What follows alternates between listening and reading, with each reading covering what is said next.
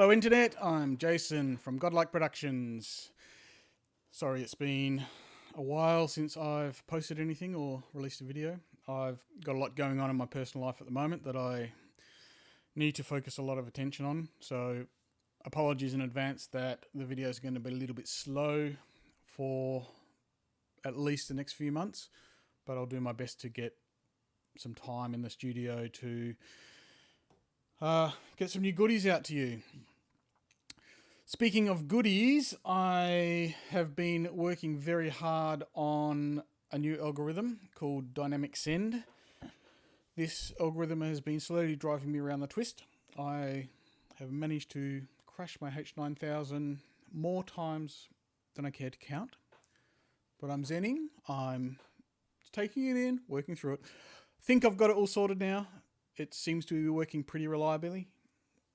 So the dynamic send algorithm is an algorithm essentially that takes an input and it has the option to split the loud bits into one send and the lower volume bits into another send. Or for the main outputs that I call them 1 and 2, you can either be the whole mix or it can just be the softer part of the mix. And I'll show you that in a second. The driving force behind this was I've had some parts like stereo drum mixers, or I've had some bits from a saxophone, actually, live saxophone. And what I've wanted to do is I've wanted to put some effects to emphasize those loud passages where the performance has been dynamic, so there's been these good loud hits, or there's been a little bit more push on the saxophone, blowing a bit harder, getting those notes out. But I wanted to enhance them, and I haven't found an easy way to be able to do that. Certainly not without setting up complex routing, multiple gates, and stuff like that. So what I did is I put this algorithm together, and it has got, hope you can see my cursor here, the dynamic send is up here, and it really is designed to be part of an effects chain. So these two outputs, 1 and 2, they're the main outputs, and if you set this threshold up to the full range, then everything's just going to go through 1 and 2. And in this case, I've got Dream Chamber sitting underneath it. And as you bring the threshold down, the louder bits start getting sent through these alternative outputs, so 3 and 4, and in this case I've got them going to a shimmer verb. So in this case the shimmer verb's a big bloomy reverb. The Dream Chamber's a more nuanced reverb, just to give the drums a bit of natural body or a natural space. But I want those big hits to ring out and give that big shimmer verb quality to them.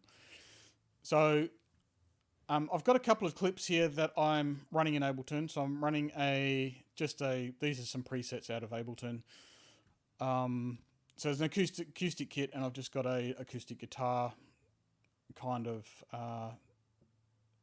sample. But both of these are quite dynamic, and that's why I've just chosen these to demonstrate what happens in this algorithm. So I've just been messing around with this for a few hours to come up with these preset chains, and I'm having a lot more fun than I thought I was going to. So I really am quite enjoying this algorithm. This algorithm is initially going to be available just to subscribers. So if you aren't supporting me over on Buy Me a Coffee, there's a link down below. So please sign up if you can afford it, at least for just to give me a little bit of a bit of feedback, bit of cash, so that I'm working on buying a new Mac computer so that I can do some other work with VST plugins. So that's really where my money's going to at the moment. So I've got a portable studio machine, and also I've got something that I can do further development on. But I will eventually release this to the general public, but I don't know, maybe 3 or 4 months' time, something like that. Let the subscribers have a bit of fun with it for a while. So I'd like to give back to the guys that are supporting me. All right, so I'm going to run through. I've got 1, 2, 3, 4, 5, 6, 7 effects presets that'll be shipped with this plugin. I haven't got any. Oh, sorry, these are chains, not presets. I haven't got any presets for the Dynamic Semi. It doesn't really make a lot of sense to have presets for it. You're better off if you've got a passage of music that you want to use it on. Save a preset for that by all means. But this is very much dependent on your own, whatever you're putting through it. So I'm just going to run through the parameters in the Dynamic Send plugin before I do some audio demos. So first up, we've got the sidechain type. So we've got bypass, which will get rid of the sidechain window, but it just bypasses the signal. Low shelf, parametric, and high shelf. So this is what this works on is a summed mono signal, and this what goes through the sidechain EQ does not impact the audio signal that flows through this plugin. It is only for the detection side of it. So we do same as you would with a compressor, a sidechain compressor, or a sidechain with a gate. We're doing an EQ on this so that we can pick which bit of the sound we want to trigger this plugin. And I mainly use it for kick. So you can see I've got a boost here at 800 hertz, quite a narrow parametric EQ, bit of a boost, so that sort of boomy part of the kick is what's triggering this. Next up, we've got a level meter, and I've done my best to try and match this pretty close to this threshold, so that you can't control anything on the level, but the threshold, really, this is built around trying to detect, or so you've got a visual reference here, and you start off probably trying to set this to where it's bouncing, and then fine tune it. Attack, decay, just standard gate. So that's the amount of time it takes for the gate to kick in, and the amount of time the gate takes to decay once the trigger is removed. Hysteresis is a difference between when the level at which the trigger triggers and the level at which, and the level at which the decay or which it untriggers. So if you put these at the same level, what will happen is that the gate will open and close really, really quickly. By giving a little bit of a gap between this, it means it's got to hit this level to trigger, and then once it falls below this level, it will trigger the decay part of the gate. And the speed is essentially the speed of that the gate acts. And then finally, we've got this mode. So on send, if we have this on send, it will just whatever comes out the input will go out outputs 1 and 2, and only the loud bits will go out output 3 and 4. If we set this to duck mode, what will happen is that you get the input in, and then the signal's essentially split. So you get the low volume parts coming out of 1 and 2, and the high volume parts coming out 3 and 4. The difference between this essentially is that in duck mode, the loud bits won't be going out 1 and 2 as well. I hope that makes sense. Okay, and then the sidechain EQ, or the EQs, we've just got frequency, bandwidth, and boost. Okay, I'm going to duck in now, turn my voice off, and have a little bit of a listen to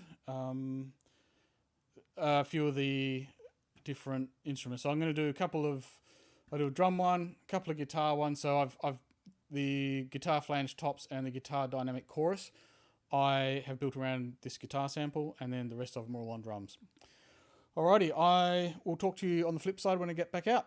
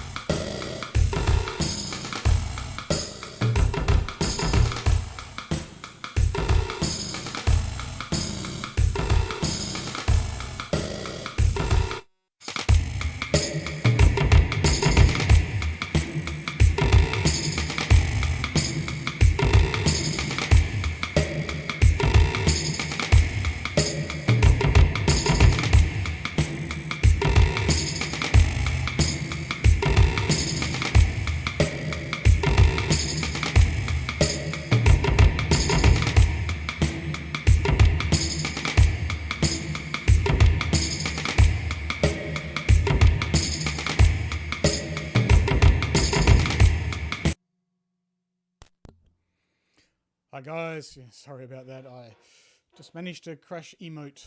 So I've just made a few minor modifications to the algorithm. Hopefully it's all good now. So we'll go back to our listening. I'm not sure where we got up to, but we're going to start with Glitched Gravity Bomb and do that and kick Reshaper. So I'll see you shortly.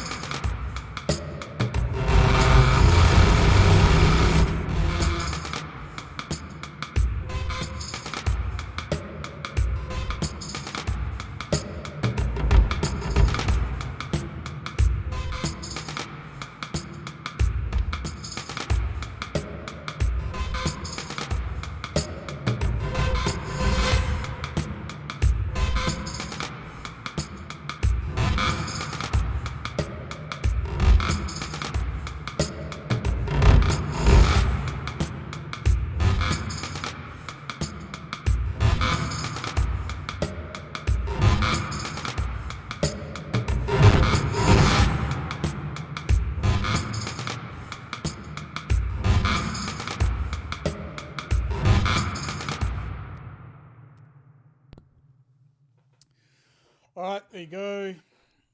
Hope that kind of shows you some of the fun that we can have with this little algorithm. So yeah, I've only really started exploring this and already am having way too much fun with it. It's a nice simple way of fixing some issues that I had for something completely different, but now I can see it as quite a creative tool. Anyway, guys, I hope to have this up in the next day or two, up on the Buy Me a Coffee page, and I'll also put it up on the website, post all the normal places. Thanks for sticking with me. I hope I can get all this stuff that's happening behind the scenes dealt with as soon as I can. I would really much rather be spending time in my studio than dealing with all the stuff I need to deal with. All right, guys, thanks once again for your support. I will hopefully see you again soon, and have a Merry Christmas, festive New Year, and yeah, enjoy the music making, and I hope that these little toys and tools that I'm putting out are useful to you and help you on your journey of creativity and give you a few new ideas of how to do things. Thanks, guys, for all your support, and I'll see you again soon.